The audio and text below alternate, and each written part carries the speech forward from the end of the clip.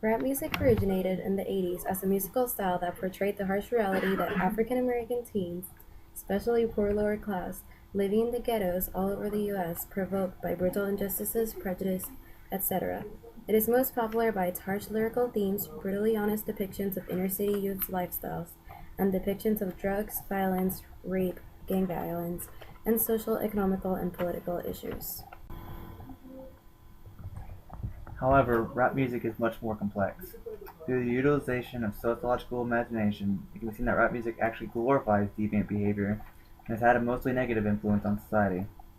This behavior forces society to view rappers and rap listeners as a subculture in society, one which is highly prejudiced against. It also affects society through its message and lyrics, which may lead people to have an altered perception on violence, drugs, success, how to treat women, how to behave, and other things.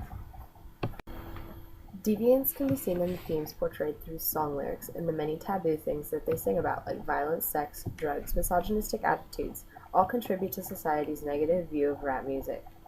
In I Love Dem Strippers by 2 Chainz, 2 Chainz manages to both degrade women and display the typical confrontational attitude of rap music.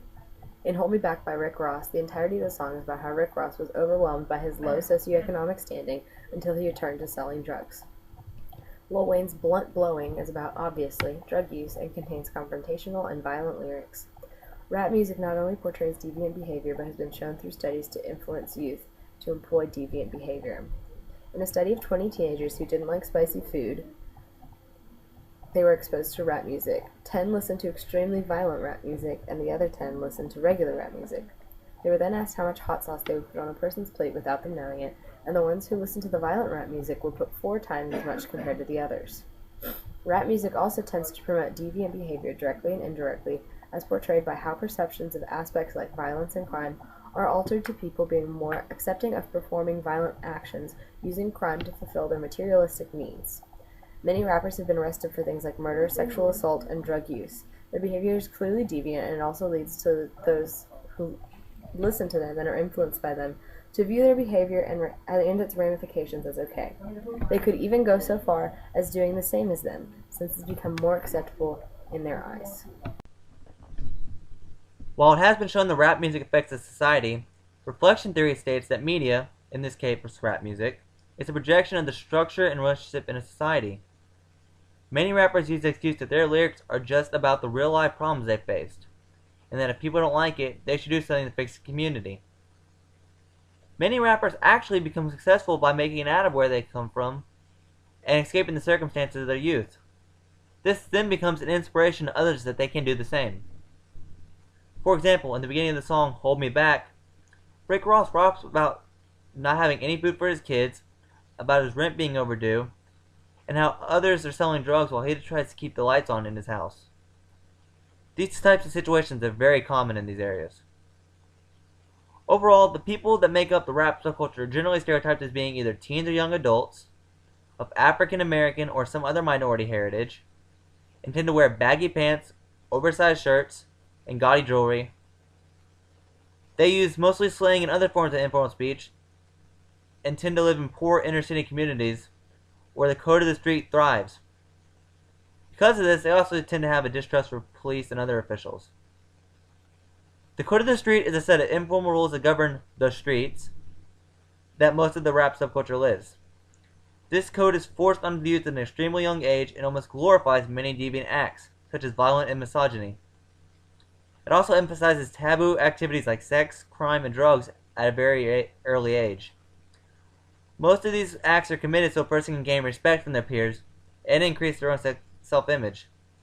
In some cases, some violent acts have to be committed just to stay alive.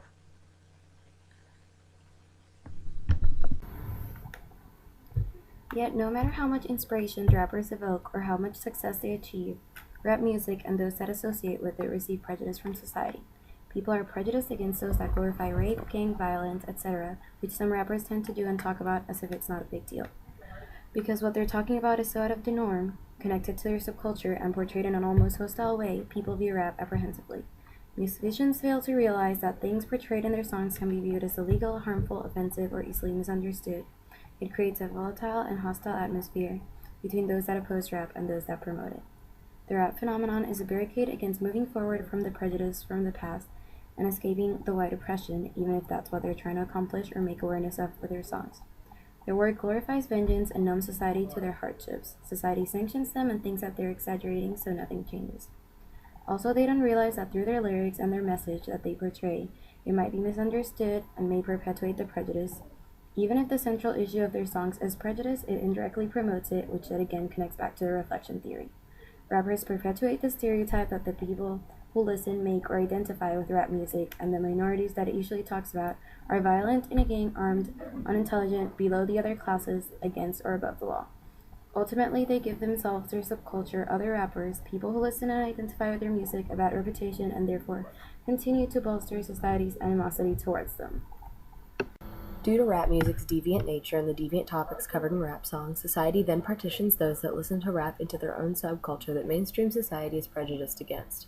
However, due to rap's reputation, many in the subculture are trying to shed a positive light on it.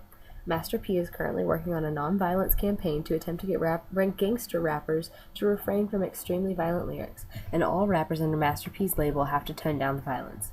Also, Tupac Shakur's mother has started a foundation to help get children out of the violence of the streets of the ghetto. Some rappers stay clean without any incentive, like Will Smith. Whether the face of rap is changing or not is highly debatable, but what is understood is the fact that rap is here to stay, and its impact on America's youth is undeniable.